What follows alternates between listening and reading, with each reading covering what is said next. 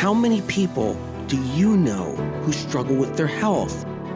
Chances are, whether they show it or not, most of the people in your life do. And chances are, you're one of them. Whether you're dealing with anxiety, depression, endometriosis, acne, eczema, autoimmune, thyroid, Lyme, brain fog, fatigue, or any other symptom or condition, you're far from alone.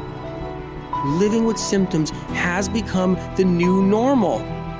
So no more guessing games. It's time to get answers. Welcome to the Medical Medium Podcast. I'm Anthony William. So here we are, another chat with my dad. And I gotta say, we covered a lot of ground. We talked more about animals. We talked about fruit trees. This episode is packed, jam-packed. I'm honored he took the time out of his busy schedule. My dad, he's a busy guy, and he doesn't let grass grow under his feet. If he's not pruning mulberry trees, he's working in his gardens. And if he's not doing that, he's feeding his animals. And I can't believe I got him on here for a second time. And if you enjoy this episode, we'll get him on again because there's so much more to cover. Childhood stories, early medical medium work, private family stuff, everything. But you gotta let us know. You gotta let him know. If he knows you like it, he'll keep on coming back on and he'll keep on talking. But this episode is next level. So I suggest fasten your seatbelts, strap yourself in. You're going for another ride with me and my dad. So Dad, here we are, part 2. Yeah, and it's early in the morning. Where's your wild blueberry lemon lime drink right now? It's too early for it. What did you bring? My celery juice. So you made that fresh this morning? Yeah. So when do you bring in the purple drink? The wild blueberry, the lemon, the lime, the water? A little while after I'm finished with this. When I go back home. So Dad, I would love to talk about coconuts because we have a long-standing history of coconut knowledge. And there's an interesting reason why we know a lot about coconuts and coconut water. So how did it begin? So me and Mom drove down to Florida and we decided to go to Miami. And there was a vendor on the street selling coconuts. He had a whole cart full of them. Yeah, he cut the tops off of 2 of them, and Mom and I had one each with a straw in it, and it was delicious. So we were only there about a week, and I was just thinking about it. I must have drank about 50, 60 coconuts. When it came time to go home, I loaded a trunk with coconuts. On the trip back, I got a flat tire. I had to empty out the coconuts to get to the spare tire, and a trooper pulled over and asked me what I was doing with all the coconuts. And I told him I was taking them home to drink them. And he laughed his ass off. So every time you told me that you would talk to somebody about coconut water back then, I mean, this is real early days. I was little wee big, you know, I was a baby basically. Yeah. You told me that nobody cared. It was, they only thought about coconut milk, right? Right. Like in a can. In a coconut can. milk. Yeah, coconut milk. That's all they thought about. They didn't know that coconut water, it's with the young coconuts, you get clear water. It's like, it's a gold. God's gift to this planet. When I came home with the coconuts, Spirit told you that coconuts are good for healing people. Yeah, they fix things in people. Right. I just liked the taste as a drink. At 6 years old, you were telling everybody it was a medicine. Yeah, you were saying it helped their brain and get them better. One of the biggest problems I had when I was younger, and you saw this all the time, that if Spirit gave me an answer for someone, you couldn't find it. Right. You couldn't find what it was they needed. Because you couldn't get the coconut water. You couldn't get the coconuts. When you were a kid and you were doing readings, Spirit would ask for coconuts for those people. You would ask me, we need to get them coconuts. And we couldn't. Yeah, because if Spirit said, hey, this person needs dandelion or dandelion greens, dandelion flowers or stems or roots, I could get it. Yeah, you could forage in the woods. Exactly. But you couldn't get coconut water. No, there was no foraging there. Right. So that was always the challenge. It was a big part of it all. So as years went by, and I was growing herbs and foraging for herbs to dry and then put in the glass jars on the shelves in my offices that you talked about earlier. And some of those glass jars, if you remember, had mulberries from your mulberry trees. They were dried and they would be in there. And I would mix those into teas for different ailments for people. Sure, I remember. But we didn't have the coconut water for people. Or the coconuts. But I stumbled across some property that had a couple of 100 coconut trees. But it was run down, overgrown, really neglected bad. And the guy wanted out, and I took it over. And then we went to work in it. We pruned the trees, cut down all the overgrowth, got the well working with irrigation. 9 months later, beautiful crop came in. It really was. Oh, And then we were planting more coconut trees. yeah, we were growing them. We had plenty of room. So, Dad, there was a problem, though, right? A Yeah. big problem. Yeah, nobody wanted them. Nobody wanted them. Nope. Nobody cared. Nope. Nobody. They didn't know. They didn't know about coconut water. There were no coconut waters out there in the world.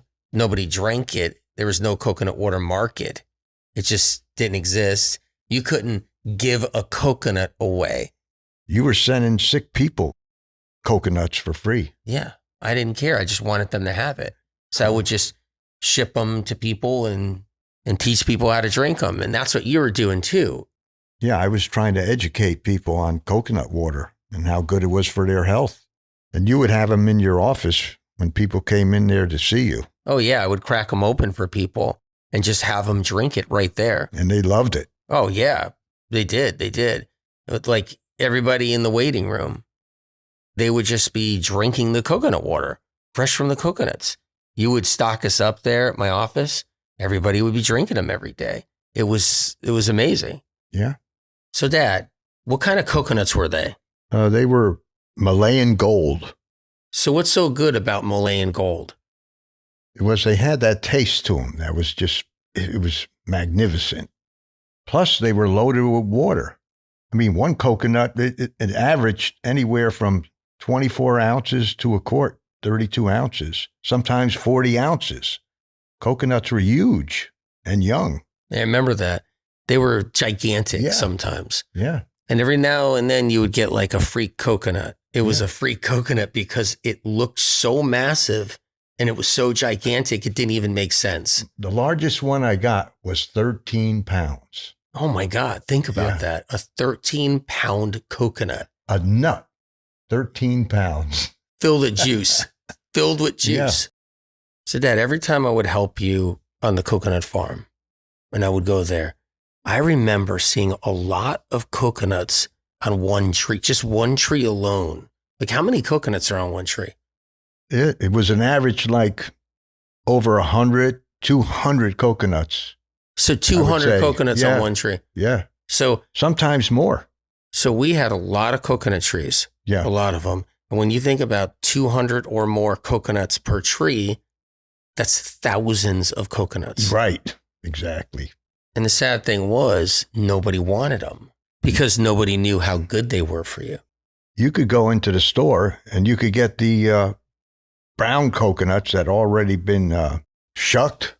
They would use the milk for cooking, and the meat inside they would eat. No knowledge about a young coconut and the coconut water inside. So Dad, we were working on the coconut farm and it was hot as freaking heck. It was so hot. Yeah. And we would drink the coconut water because that was the best thing for you in the heat. Regular water, you couldn't last at all the hours that we worked. Be like 100 degrees. The sun would be shining, not a cloud in the sky. We're sweating, drenched in sweat, cutting down coconuts.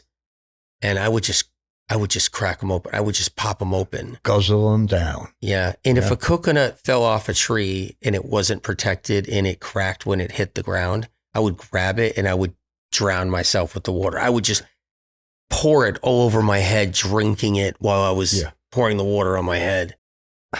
So, Dad, you had a technique in opening up these young coconuts, these Malayan gold coconuts.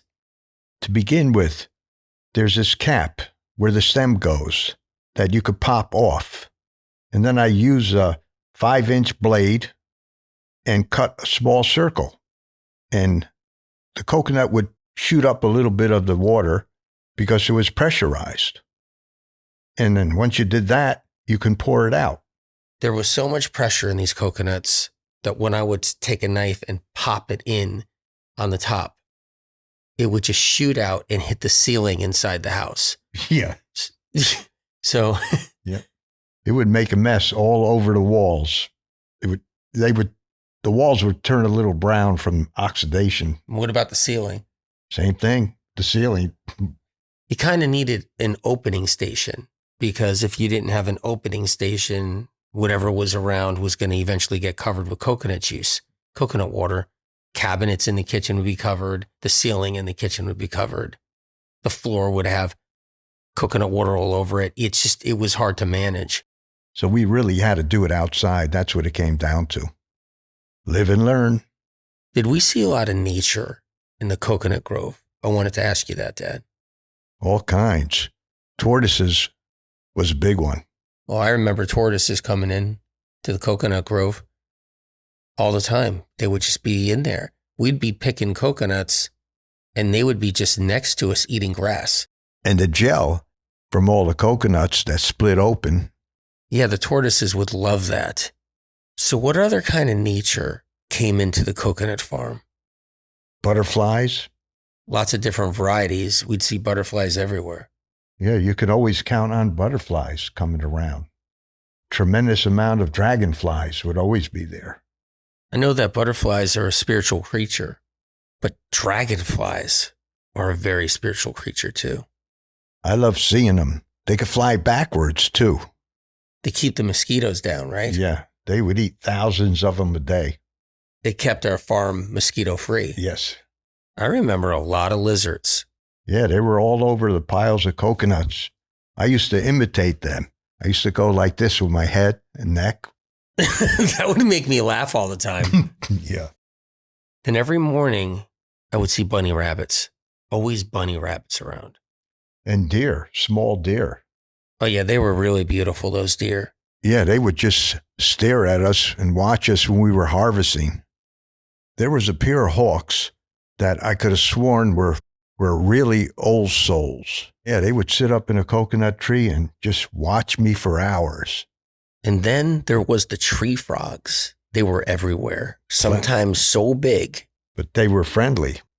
They would be climbing up the coconut trees. Yeah, every morning I would see those tree frogs on the trunk of the coconut trees. You know what my favorite treat was with those coconuts? What? I'd split them open and scoop out the gel that's in them. It was gel because there wasn't hard coconut inside. They were young coconuts. Yeah, there wasn't a day I didn't do that. Cracked one open, took a spoon, scooped the gel right out, just ate it right there. The flavor was insane. It was better than just grated hard coconut. Way better than any kind of coconut flavor. Yeah, and I would do like 3 or 4. That's what you really needed Oh, yeah. to get a lot of gel. Yeah. It's amazing we got any work done in there. Yeah, I know. One of the things that I think about all the time is that nobody cared about coconut water at this time in history when we were doing this. Nobody cared. So we had piles of coconuts, but Big piles. yeah, and we would bulldoze them with a bobcat into big piles. And Dad, you had a massive pile so big on that coconut farm of coconuts because people didn't care about drinking coconut water. It was so big. It was so tall. It was turning into like a pyramid, a big pyramid on the property. You were bulldozing coconuts and they were piled up. Well, it turned out to be organic compost. Took time, but it turned out to be very rich soil. Yeah, I really miss those days. Yeah, me too. We can talk about the coconut farm all day long. Forever, There's that much, yeah. forever, right? There's that much information, that many experiences. But can I ask you something? Can you tell everybody about the squirrels and the peanuts and the crows? especially one crow you called Broken Wing. Okay, I'll tell you about it. So out in my backyard, I feed the squirrels and the crows. I got them trained to where they know I'm going to feed them every morning. The crows come early in the morning. It's still dark when they come. And the squirrels come at the break of dawn. So here's what I feed them: peanuts, walnuts, and almonds. They love them. So over the years, you developed a relationship with one crow. Can you tell us about it?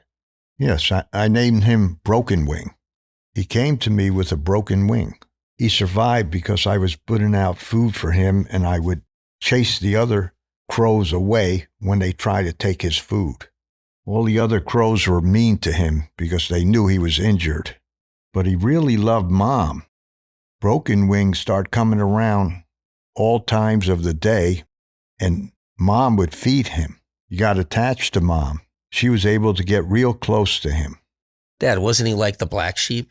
Yeah, it took us a little while to figure it out what they were doing to him. We were allowing his wing to heal by feeding him and watching his back. I'd be chasing the crows away when they would come because now I was really wanted to protect him. And you saved his life. Yeah, he always stood around the yard because he was mending. Over time, he was finally able to fly up on a branch. His wing healed in a certain angle, and you could always recognize him because his wing was cocked up a little bit from his back. He got stronger and stronger until he was able to fly pretty good. And then one morning, he wasn't there when I was bringing out the peanuts. What did you think when that happened? I was really worried when that happened because he was there all the time. He was like a fixture in the yard. It's like a family member. Yeah. Mom was really upset. Day 2 came. He wasn't there. Wow. Then day 3 came. He wasn't there. But after day 3, in the afternoon, who comes flying down? Broken Wing. I wasn't home. Mom called me up and told me what happened. I was so happy. We thought he was dead, but he came back hungry. What I didn't mention was he was never with the flock. He always came after the flock or right before they were leaving. And that's when they would go after him.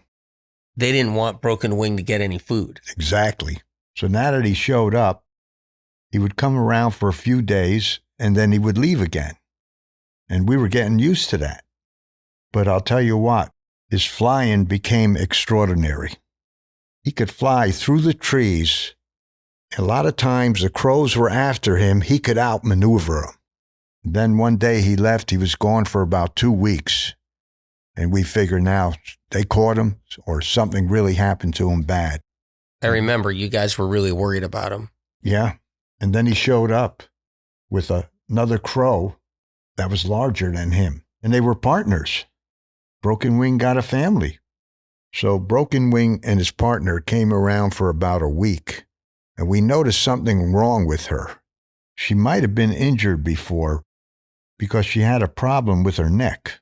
And this is what's mind-blowing, because Broken Wing, who was not part of the flock, who they didn't want him to survive or live, he had a broken wing. He only made it and survived because you were feeding him. They ostracized him. That's true, they did.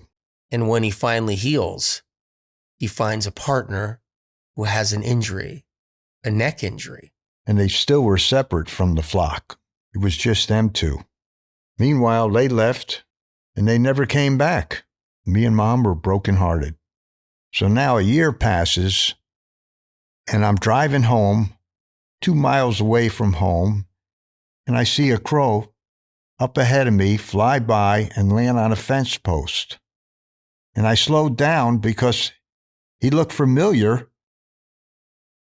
It was Broken Wing, still with the same wing cocked up on his back. And I stopped the car right away and I yelled to him, Broken Wing, Broken Wing. And he looked at me and he went, caw. And then he flew away. I felt a little bad, but I was happy for him because he was living his life. Yeah, he got his life back. Yeah. So, Dad, you and Mom have had dogs your whole life. They're everything to you guys. They're your whole world. And you don't have dogs anymore. I mean, and that's serious because when I think about it, like they were everything. Your whole entire life, you guys had dogs. So tell everybody a little bit about that. Well, that's how it is with pets. You know, it was like our last dog that passed away. I mean, I couldn't handle that. Mom and I were sick over it, and I swore to her, we'll never have another dog again. The heartbreak is just too much. Really like losing a family member. Every time you lost a dog passed away, a beloved dog, I was worried about you. We're always worried about you because you fall into a depression for a while because it was just too much. Well, it was big heartbreak. I mean, I'm getting choked up right now thinking about it. I don't even want to talk about it, tell you the truth. All right, but let's talk about the 8 critters that you take care of now. Yeah, and guess what they are? They're cats. Cats? Pharaoh cats. You love cats? Yeah, and they're Pharaoh. One at a time, they found my home. So, Dad, you got 8 cats now. Yeah, technically, I do. One day at the end of the driveway, Mom saw a cat. It was a stray cat. Okay. She decided she was going to feed it. Yeah. He was a good-sized cat. He was a Pharaoh cat. He had a clipped ear. What's the clipped ear? What's the clipped ear mean? And that means that somebody picked it up and took it in and had it neutered and probably shots. Okay. And then let it back out. Into again. the wild. Yeah, again. Next day, she fed him again. Next day, she fed him again. Yeah. Next day after, she fed him again. And then she started feeding him twice a day. Twice a day. Yeah, he twice was getting a day. food. And then now he was coming up the driveway closer to the house when she was feeding him. He liked you guys. Yeah. This went on for months. At this point, he was an outside cat. He wasn't an inside cat yet. No, not yet. But he became an inside cat. I got him to come in after about 6 months. How'd you do it? With food, of course. Yep. That's how I got him in. And he liked it. He was in for a few hours a day, and we'd let him out. He would stay out all night. One day he came in, he had a wound on his left hip. And I gave you a call about that because it was pretty big. And we needed Spirit to tell us, what is this? You said, Spirit said it was bad infection from barbed wire. You asked me if he was licking it. Yeah, that wound was really bad from barbed wire. Yeah, you gave me an herb to stick in his food. And he recovered in about 2 weeks. Yeah, I remember that. And you always figured out things since you were a child about what was wrong in animals. You used to say as a kid, Spirit says this animal needs this animal needs that. And wherever we went, whether it was a dog or a cat or a bird, yeah, you were able to help them out. And Spirit said, give him this. And we relied on that. And other people we knew too. But it got annoying because too many people were coming to you. As a kid, they wanted answers, but you didn't care. You wanted to help people. When I was little, I would ask Spirit about every single animal. And Spirit would tell me. But Spirit would also tell me about what people were going through and what was happening there. But you and Mom know better than anybody. You guys lived it. And it wasn't easy, those early years. Seemed like every minute Spirit was saying something. So, Dad, what about your other 7 cats? Well, the pattern would be like this. Another cat would come around, nosing around, and we'd stick out some food for it and start feeding it. And it would be like the same process, you know, because we love animals, you know, and it was sad to see cats starving. Well, and then it was cold outside and it was too hot. And how's the cat going to survive on its own in 100-degree heat and then cold too, freezing cold outside? Right. I'll tell you what I did.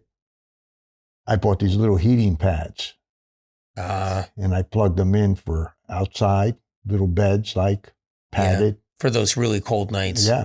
And the cats would sleep on them for the cold nights. Yeah. So how many cats are inside and how many cats are outside? How does it work? Well, it's 3 cats that are inside, and they're in for the night. I let them out in the morning, and the other cats, I feed them twice a day. We can't have too many cats in the house. That'll really get crazy. A lot of times I have to let them out 2, 3 o'clock in the morning. Can't let them stay all night. They have to go to the bathroom. They don't use the house. Because these are feral cats. They go to bathroom outside. They've been trained their whole life. Yeah, that's it. They're used to going to the bathroom outside all their lives. There has never been an accident in the house. That's amazing.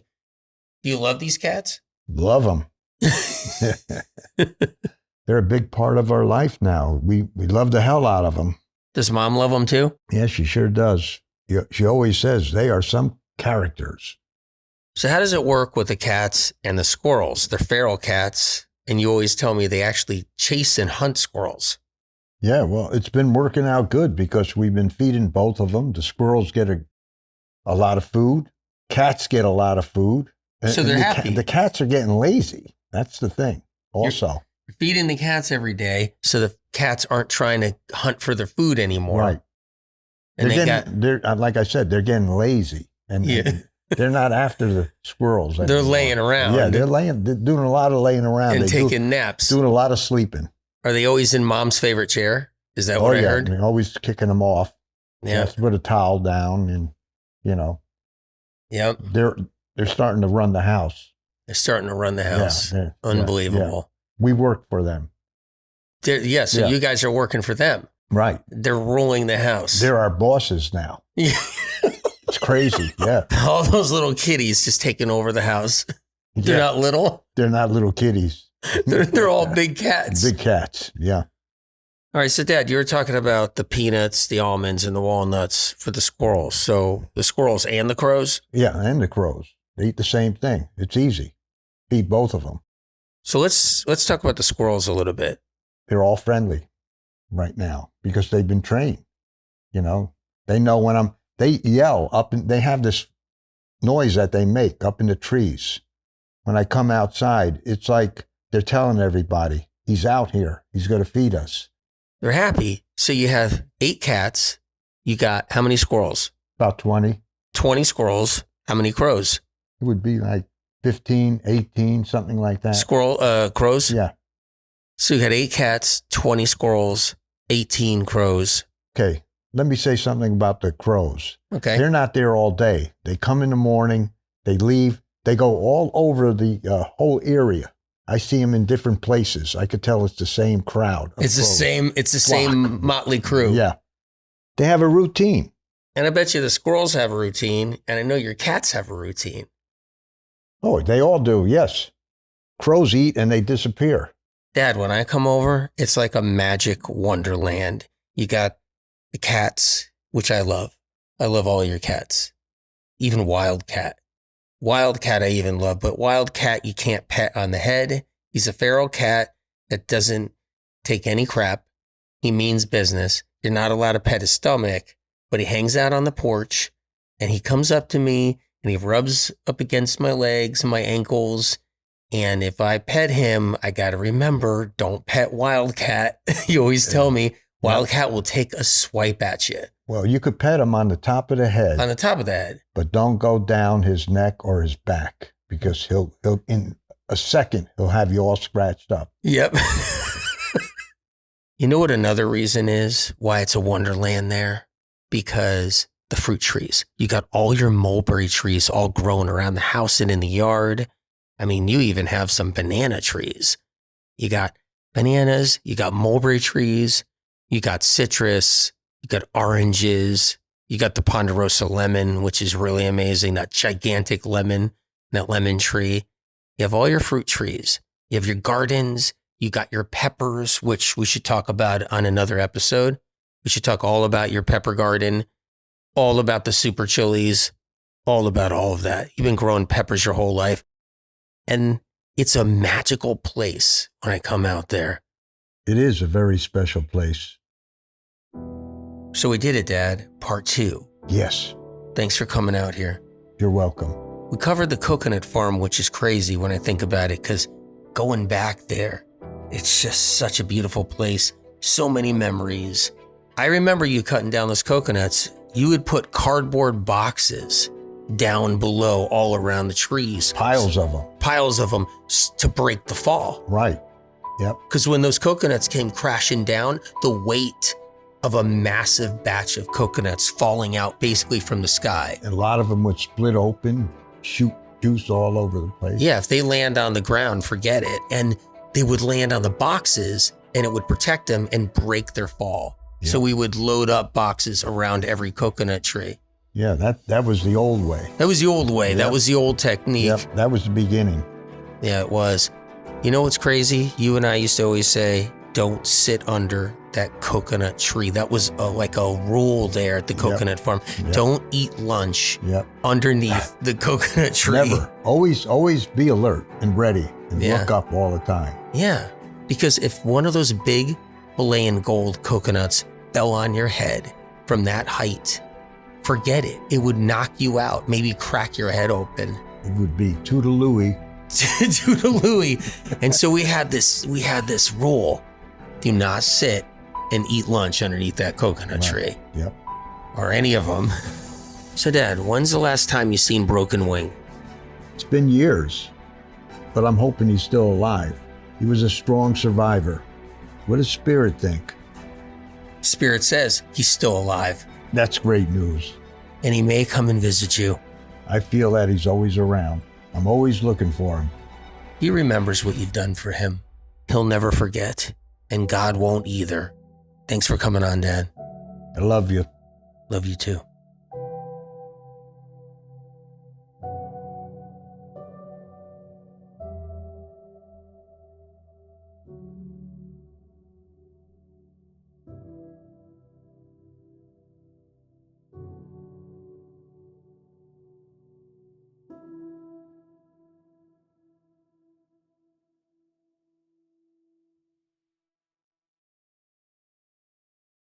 Original published medical medium information gets stolen and poached by podcast doctors, social media doctors, influencers, and medical clinics. Medical medium information has never yet been proven wrong by medical science and research. Instead, the opposite, only proven right and then taken from medical medium published material and used in the conventional and alternative health communities. Medical medium information continually sets the stage for medical science to understand chronic illness better. If you choose to share or use the original, unique content from the Medical Medium podcast, books, or Medical Medium social media, please cite where this information comes from, so others who see and learn of this information have a chance to know where it all originates, to give them an opportunity to heal, so they don't end up losing years of their life searching for answers like so many have before them. The Medical Medium information here on this podcast doesn't come from broken science, interest groups, medical funding with strings attached, botched research, lobbyists, internal kickbacks, persuaded belief systems, private panels of influencers, health field payoffs, trendy traps, or gathered bits and pieces of gimmicky confusion. Because chronic illness is exploding like never before in our modern day history, it takes a greater force than us down here. It takes a helping hand from above.